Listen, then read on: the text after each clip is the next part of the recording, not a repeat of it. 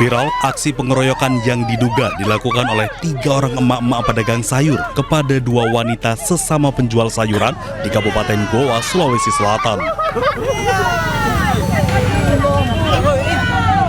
Akibat pengeroyokan ini, kedua korban mengalami luka memar di wajah serta beberapa bagian tubuh dan langsung melaporkan ketiga pelaku ke unit reskrim Polres Goa. Peristiwa pengeroyokan terjadi saat kedua korban mempersiapkan barang dagangannya.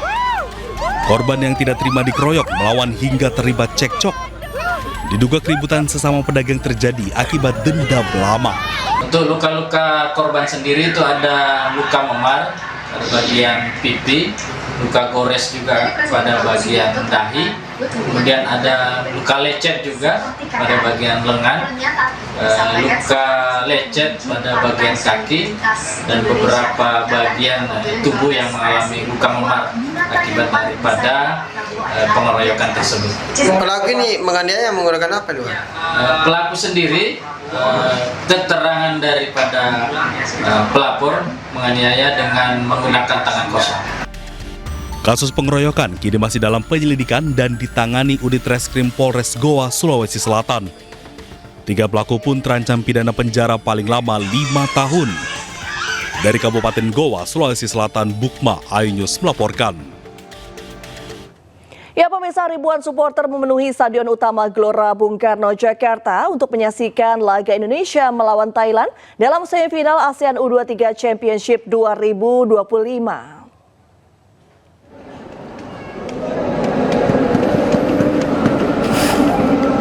Stadion Utama Gelora Bung Karno, Jakarta dipenuhi antusiasme tinggi dari para pendukung Indonesia.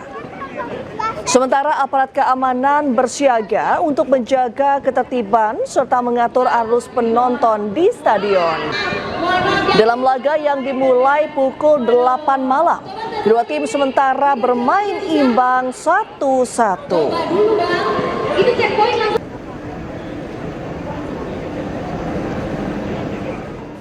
Ya, dan untuk mengetahui informasi terkini seperti apa perkembangan laga Indonesia versus Thailand, kami sudah terhubung dengan rekan Dilami Aulia dari Stadion GBK Senayan, Jakarta. Selamat malam Dilami, seperti apa situasi terkini di sana? Katanya sudah 1-1 ya?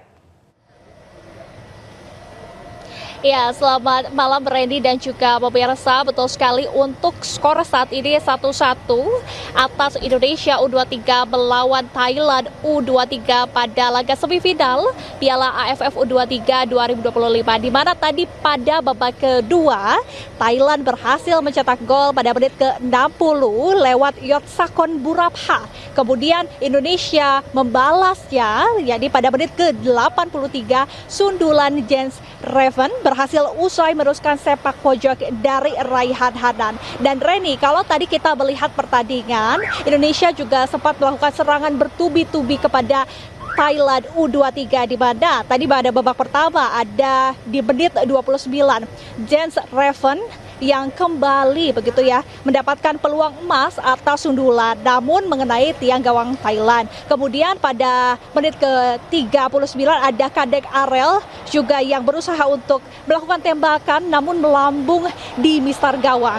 Dan ada juga Ahmad Maulana melakukan sundulan di menit 45 namun kembali gagal. Dan begitupun ya kalau kita melihat Redi, ini pertandingan masih terus berlangsung karena kalau melihat Indonesia dan Thailand ini cukup imbang karena Indonesia adalah juara grup di grup A dan menang 2 kali dan 1 kali imbang. Sementara itu Thailand ini juga di pemenang di grup C yang tidak pernah bobol atau tidak pernah terkalahkan oleh lawannya. Dan tentu ini jadi laga yang menarik, bahkan kalau tadi kami pantau dari sore hari ya sudah tentunya penonton ini sudah berharap bahwa Indonesia U23 ini dapat melaju ke final Piala AFF U23. Nantinya antara Indonesia atau Thailand yang menang pada malam hari ini akan melawan Vietnam pada final Piala AFF U23 2025, ini tepatnya pada hari Selasa 29 Juli 2025. Ini tentu menarik ya, karena kalau Indonesia ini bermain di kandang, otomatis atmosfer, otomatis ambience sangat tinggi atas kemenangan. Nantinya kita berharap ya Indonesia akan menang atau bahkan nanti Thailand yang menang. Sementara demikian, kembali ke Anda, Reni. Baik, terima kasih Dilami atas laporan Anda. Kita masih akan menunggu update dari Anda. Selamat bertugas kembali dan selamat malam. Ya, sebelumnya pemirsa, kabar mengenai amplop acara pernikahan kena pajak sempat mengebohkan di kalangan masyarakat. Hal tersebut memicu berbagai pertanyaan dan kekhawatiran tersendiri.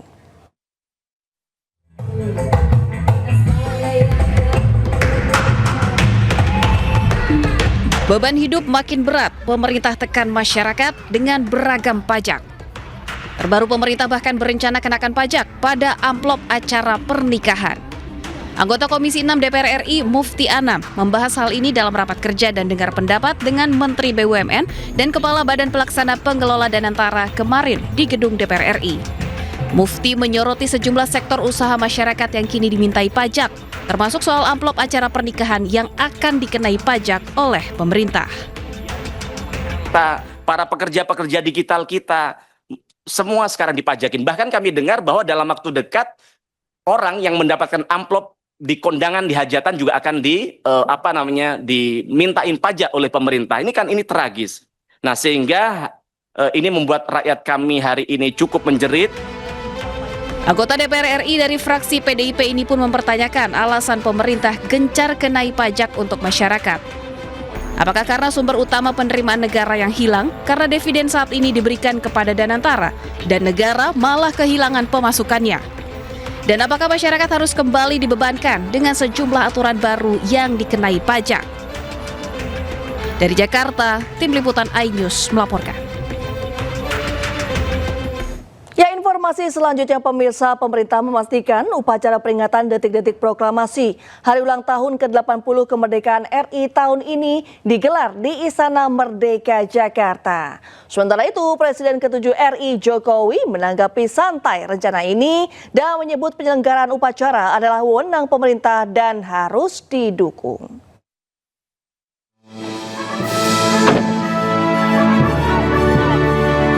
Upacara peringatan detik-detik proklamasi kemerdekaan RI 17 Agustus 2025 mendatang dipastikan akan dilaksanakan di Istana Merdeka Jakarta.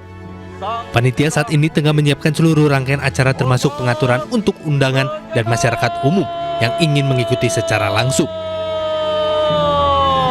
Selain itu, seluruh presiden dan wakil presiden yang telah purna tugas beserta keluarga juga akan diundang seperti biasa.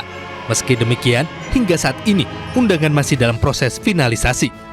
Ya, berkenaan dengan peringatan Hari Ulang Tahun ke-80 Kemerdekaan Republik Indonesia, pemerintah telah memutuskan bahwa upacara peringatan detik-detik proklamasi akan dilaksanakan di Istana Merdeka di Jakarta. Nah, mengenai konsep detail nanti pada waktunya akan kami sampaikan secara resmi. Sekarang panitia sedang mempersiapkan segala sesuatunya, pada akhirnya nanti kami akan sampaikan kepada masyarakat.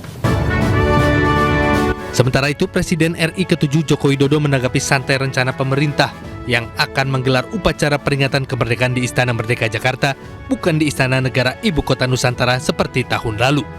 Semua keputusan pemerintah kita harus dukung, karena pasti sudah melalui pertimbangan-pertimbangan yang matang. Ya. Sebelumnya pada 17 Agustus 2024 lalu, untuk pertama kalinya, upacara peringatan detik-detik proklamasi dilaksanakan di halaman Istana Negara Ibu Kota Nusantara (IKN). Presiden ke-7 RI Joko Widodo bertindak sebagai inspektur upacara. Selain di IKN, upacara ini juga digelar secara hybrid dari halaman Istana Merdeka Jakarta. Tim Liputan iNews melaporkan. Ya, ke informasi lain pemirsa, Boyamin Saman melakukan investigasi keberadaan Yuristan di Australia usai Kejaksaan Agung menetapkan orang dekat Nadiem Makarim sebagai tersangka. Selama pencarian Yuristan, Boyamin menyerahkan bukti-bukti kuat kepada penyidik Kejaksaan Agung.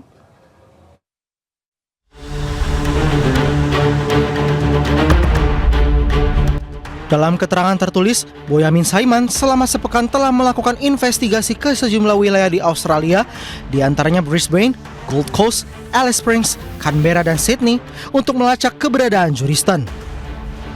Boyamin menyebut dari keterangan pihak imigrasi, Juristan sempat menuju Singapura pada awal Mei 2025 dan selanjutnya terbang ke Australia. Boyamin menduga kuat, Juristan tinggal di Sydney, tepatnya di kawasan Waterloo, New South Wales, Australia, bersama putra dan suaminya berinisial ADH yang merupakan warga negara Australia. Dalam keterangannya, Boyamin telah mengetahui tempat tinggal Juristan namun sengaja tidak bertamu karena tidak ingin melanggar aturan otoritas Australia. Semua informasi yang diperoleh di Australia telah dikirimkan kepada Kejaksaan Agung untuk mempercepat pemulangan Juristan ke tanah air. Selain data alamat, Boyamin juga menyerahkan data-data lain berupa nomor telepon Indonesia yang digunakan Juristan selama di Australia, serta foto-foto Juristan dan suaminya ADH kepada penyidik. Saya, Boyamin Saiman, telah bepergian ke Australia dalam rangka memastikan keberadaan Juristan, tersangka korupsi Chromebook yang sedang ditangani Kejaksaan Agung. Dan saya alhamdulillah menemukan beberapa hal yang sangat membantu yang sudah saya serahkan kepada penyidik Kejaksaan Agung dalam rangka mempercepat proses ekstradisi maupun red notice Interpol. Sebelumnya, penyidik Kejaksaan Agung mengajukan ekstradisi untuk staf khusus dari Ex-Mendikbud Nadiem Makarim, Juristan. Juristan merupakan satu dari 4 tersangka korupsi laptop di era Menteri Nadiem periode 2019 hingga 2022. Koordinator Masyarakat Anti Korupsi atau MAKI, Boyamin Saiman menduga Juristan berada di Australia. MAKI mendesak agar Kejagung segera memasukkan Juristan ke daftar red notice Interpol agar segera ditangkap dan dibawa ke Indonesia. Tim Liputan iNews melaporkan. Perang Thailand dan Kamboja di perbatasan dua negara telah menewaskan 15 orang. Informasi selengkapnya usai jeda.